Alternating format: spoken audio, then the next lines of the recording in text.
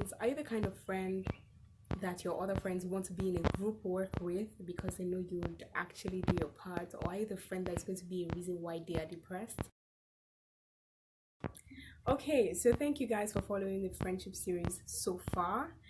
Finally, we are coming to another part of the series, and this one is titled Improving Your Friendships. Improving Your Friendships.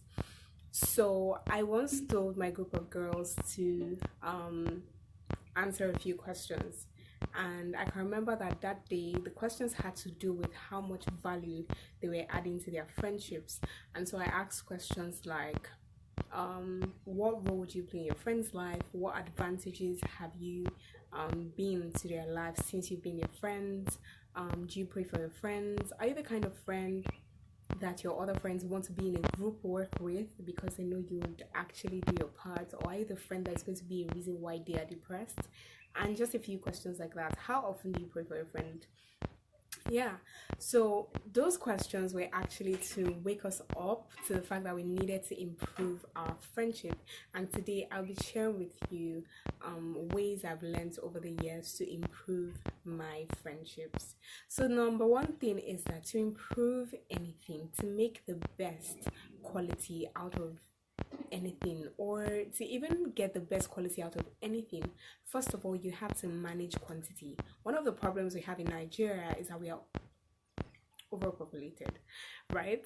So imagine reducing our population, would enjoy more things. Imagine your school, your current school, imagine that they decrease the number of students by 80, and then let's say you're just 30 in your class, or you're just 35 in your class. I mean, the standard of your education is actually going to go up the roof. So first of all is to quantify properly. Do you have 20 best friends? Do you have the capacity for 20 best friends? Are you managing the best friendships well? Or do you need to honestly evaluate and see that, okay, at a time I can only have 3 fave friends and actually improve my relationship with them? So think about quantity, think about priority.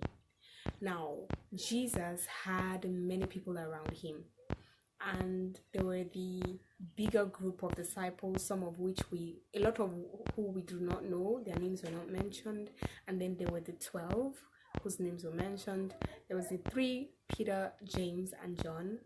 And there was John the Beloved, who was like at the bosom of Jesus continually. He called himself the disciple who Jesus loved. That's such a good thing to say. Like, my friend is like saying, excellence, the best friend of so and so person. And that's so amazing. He really basked in the love of God and immersed himself in it. Peter, on the other hand, basked in his love for God, and well, we saw where it ended. So yeah, so maybe it's really good to celebrate the love your friends have for you. Also have so much love for them that they can celebrate the love you have for them. It should be balanced. So yeah, what am I talking about? Prioritizing the place that your friends are in your life. Let's not tell ourselves a lie. Different people in your lives, as much as you love them and as much as you would make sacrifices for them, they occupy different places in your heart, and we need to be true to ourselves. There's this thing of there are 4 people around you don't want anybody to feel somehow, but the truth is there's one that is more important to you than the others, right? So of course there's a lot of wisdom that must be put in place, especially with friendships where maybe everybody was kind of at the same level in the beginning, and then maybe 2 people in the group got closer. You really must be careful because somebody's feelings may be getting hurt. And yes, I'm not taking away the place of wisdom. You have to actually be wise, right? But it's also good to acknowledge that this person is the top friend for me. This person is person that I expect more friendship duties from. And why is this important? Apart from the fact that it helps you to properly improve your friendships, it also helps you to manage your expectations. Now, I've heard of some people that on their birthdays they were really hurt, really sad. Oh, I've done so much for this person, and they didn't even send a present. They even sent my birthday message at 10 a.m. They should have been there since 12 a.m. right? They waited 1, 2, 3, 4 till 10 a.m. before they texted me happy birthday. What kind of friendship is that? I will post on Instagram, the person will comment, the person will like, the person won't promote my brand. What's that? And when I hear things like that, I first look and I think, does this friend that you put at level 70 put you at level 70? Is there an imbalance, right? What place are they in your life, and do they know that they occupy such important place in your life? So when you prioritize, or I don't know if the word is prioritize, when you properly group your friends into where they should be by God's help. You do that by God's help. You don't just say, oh, this one is the nicest of them all. No, you do that by God's help, and you're like, okay, this is the friendship I should zero upon, the friendship I should demand certain things from, because friendship places a huge demand. Look at David and Jonathan, people that were just regular friends, not soul brothers like that. They won't go that length for you. I mean, be king instead of me. No, no, no, no, no. But see, they were soul brothers, they were destiny friends. They were concerned about each person fulfilling his purpose in God. Do you understand that kind of thing? So the expectation in that kind of friendship is much different from the expectations a person should have from an acquaintance or from an academic friend, right? So you should know, what place is this person in my life? What purpose are they here to fulfill? What do I think God has brought us together in this friendship for? Because no friendship is for fun. We just think, oh, I met up with him. No friendship is for fun. No friendship is just for meet and greets. No, friendships have purposes, right? And if the friendship doesn't have a purpose, then you know that they are just people that God created and that you are to love. So don't expect too much. Don't place expectations of them on them that they cannot give back. I remember there was a time someone was telling me that at a point in a friendship she had, it was with a guy anyway, he started to share some deep things with her, and she knew that the friendship they had, the kind of information he was beginning to share, like, it's not on the same level. Like, our friendship is like on this level, and then you're sharing details about your life on this level. So she couldn't really manage the information, and she just felt to draw back, because she knew that with this kind of person opening up at this level, there will be a demand that she needs to give back to the new level of friendship that they would form as a result of how much the person was getting vulnerable with her. So we must be sensitive to those things. It's not everything you just sit down and hear people's problems and hear people's challenges, and then you go and act like an acquaintance, and then they are hurt and you think they will not be hurt. They will be hurt now, because they put all their life secrets to you, and for you, they are not people you can open up to.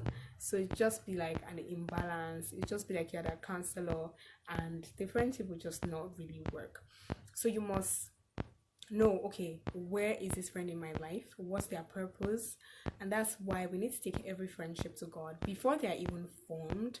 Try when you're going to a new place, like the way I'm going to start house job or something, I need to start praying, like, God, I need you to bring these kind of friends my way. I need you to open my eyes to who I need to really partner with during this time of my life, and what purposes should I fulfill in their lives? What do you want me to give to them? How do you want me to serve them?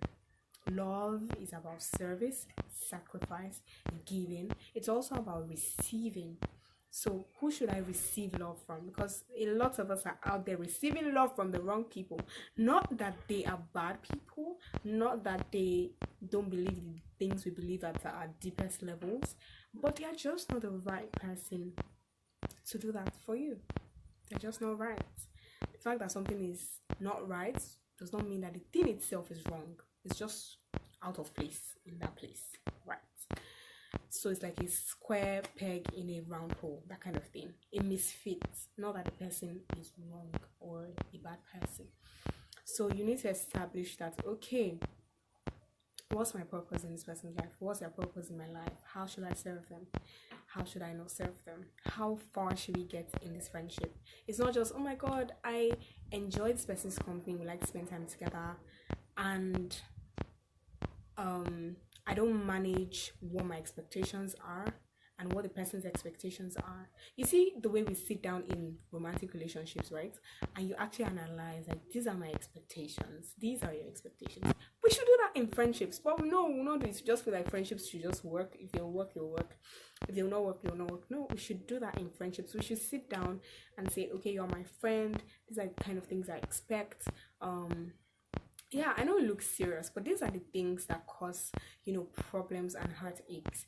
And I would not lie to you, the pain of losing a platonic soulmate kind of friend is a deep-seated kind of hurt, and you don't want to go through that. Like, you actually do not want to go through that.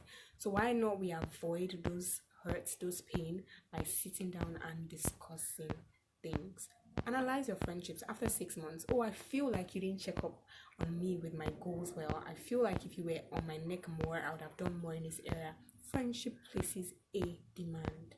When it comes to friendships, you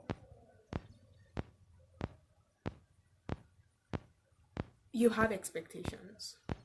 I don't think that there'll be a need to call a person a friend if there will not be expectations. See the parable the Bible gave, Jesus gave in the Bible, that if your friend comes by night when you and your family, you're already talking in bed, and it's like, I need this thing, that do you know that you'll actually stand up and answer your friend? That's the demand of a friendship.